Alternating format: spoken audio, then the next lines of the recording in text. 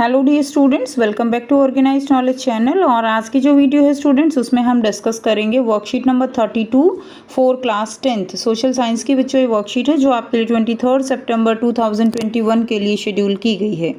आज की जो वर्कशीट है स्टूडेंट्स, उसमें हम नेशनलिज्म इन यूरोप को कंटिन्यू करते हुए यूनिफिकेशन इन ब्रिटेन इसके बारे में पढ़ेंगे। पिछली वर्कशीट में हमने पढ़ा था कि इटली और जर्मनी का जो है यूनिफिकेशन कैसे हुआ था।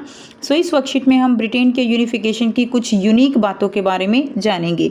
सो वर्कशीट शुरू करने से पहले बेटा प्लीज़ चैनल को सब्सक्राइब कर लीजिए, बेल आइकन को प्रेस कर लो ताकि आपको आने वाली वीडियोज़ की नोटिफिकेशन वो समय से मिल जाए। So now let's start.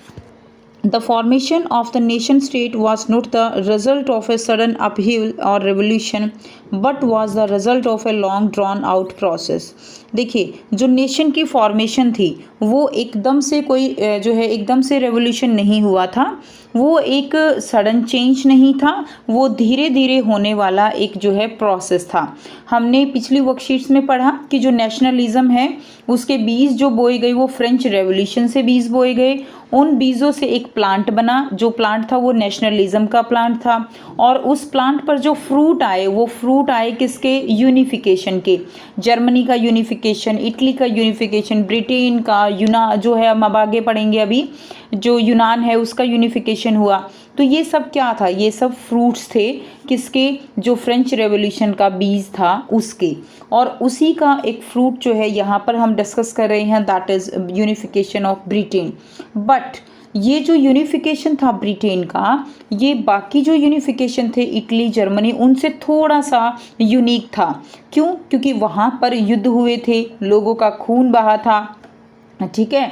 वो जो है वहाँ पर एक तरह से जो रिवोल्ट थे वो एक दूसरे के ऊपर हमले किए गए थे, ठीक है। लेकिन यहाँ पर ऐसा कुछ भी नहीं हुआ, और यही रीज़न है कि जो ब्रिटेन का यूनिफिकेशन है वो अपने आप में ही अलग माना जाता है। There was no British nation prior to the 18th century. 18th century से पहले कोई भी ब्रिटिश नेशन जो है वो पावर में नहीं था। ब्रिटिश नेशन नाम का ऐसा कोई जो है नेशन नहीं था। But the English nation steadily grew in wealth, importance and power and was able to extend its influence over the other nation of the island। अब जो इंग्लिश नेशन है, ठीक है, इंग्लैंड, उसने अपनी वेल्थ, इंपॉर्टेंस, अपनी पावर बढ़ाई, और दूसरे जो नेशन थे उसके आसपास आयरलैंड था, स्कॉटलैंड था, वेल्श था, ठीक है, उनके ऊपर अपनी जो है पकड़ उसने मजबूत बनाई। अब हुआ क्या कि जो इंग्लिश पार्लियामेंट है उसने पावर जो है वो they get seize from monarchy in 1688। 1688 में इंग्लिश पार्लियामेंट ने जो मोनार्की पावर थी, राजा की जो पावर होती हैं, उनको सीज कर लिया, ठीक है, उनको अपने अंडर ले लिया।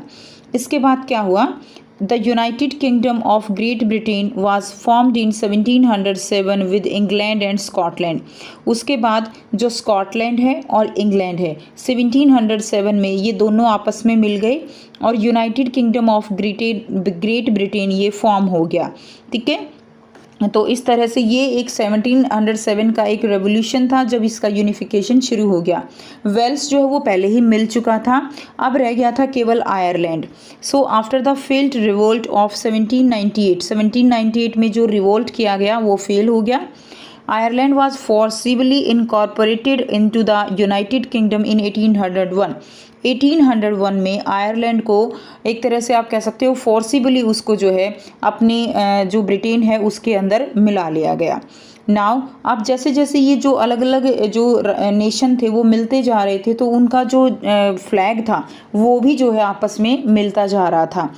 Now the symbol of the new Britain were actively promoted.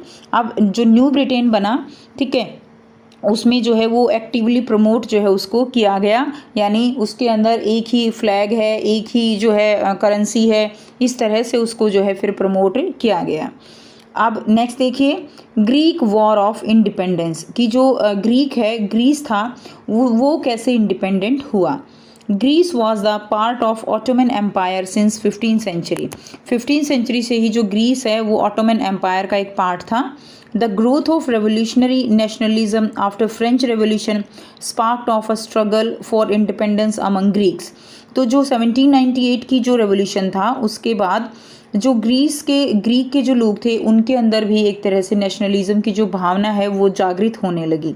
आप देखिए ये जो ऑटोमन जो एम्पायर है, ऑटोमन एम्पायर, ये आप कह सकते हो कि जो ईस्टर्न यूरोप था, एशिया और यूरोप के बीच का जो राज्य थे, बीच के जो नेशन थे, वो सारा एम्पायर ऑटोमन एम्पायर के अंडर आता था। ठीक है, अब ऑटोमन एम्पायर में एक्चुअली हुआ क्या था कि ऑटोमन एम्पायर जो है वो कमज़ोर हो चुका था और जिसके कारण जो वहाँ पे उसके अंडर जो नेशन थे हर कोई वो अलग अलग जो है होना चाहता था, अपना एक राष्ट्र चाहता था, अपना एक नेशन चाहता था, जिसके कारण वहाँ पर टकराव पैदा हो गया और जो नेशनलिज्म था उसने कुछ अलग ही रूप ले लिया। नेशनलिज्म अब जो है एक तरह से आप कह सकते हो कि एक उग्र नेशनलिज्म बन चुका था।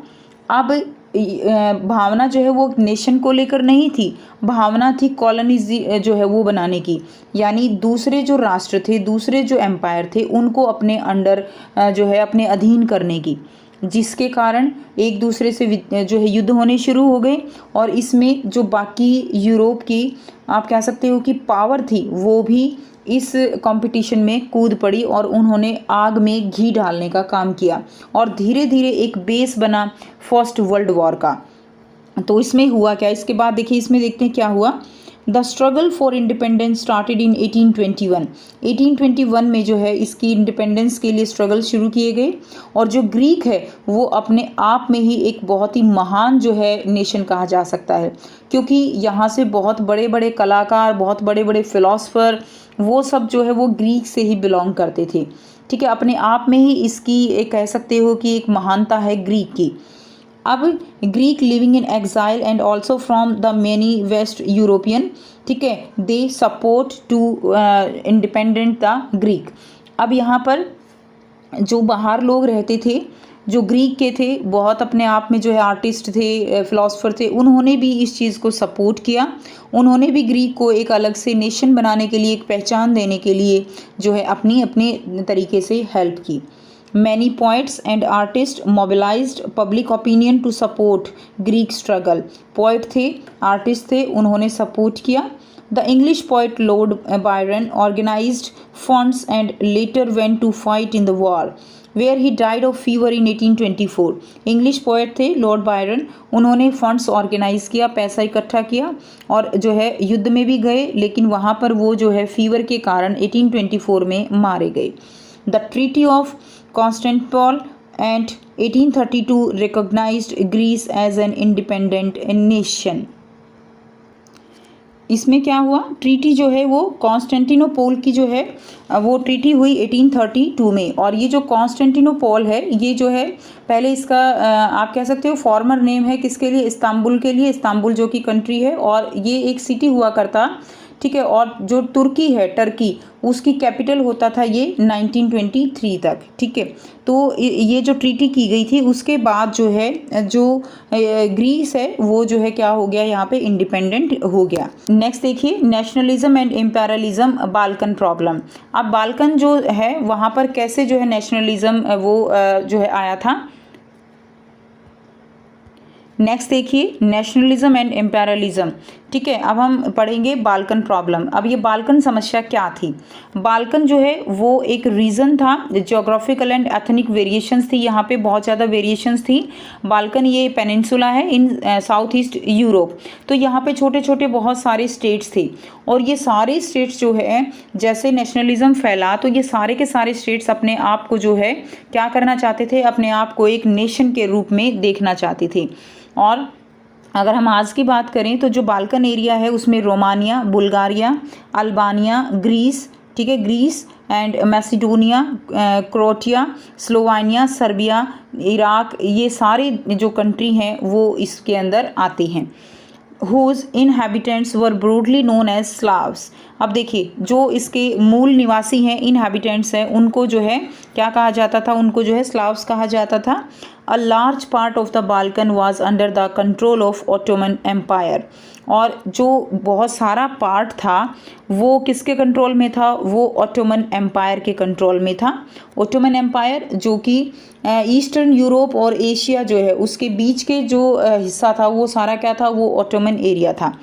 अब यहाँ पर ऑटोमन एरिया वो टूटना शुरू हो गया था, ऑटोमन एरिया वो कमज़ोर पड़ने लग गया था, जिसके कारण बाल्कन के जो स्टेट थे वो अपने आप को उसके अंडर से फ्री करना चाहते थे और नेशनलिज्म की जो भावना थी उनके अंदर उससे वो बहुत ज़्यादा प्रभावित हो चुके थे।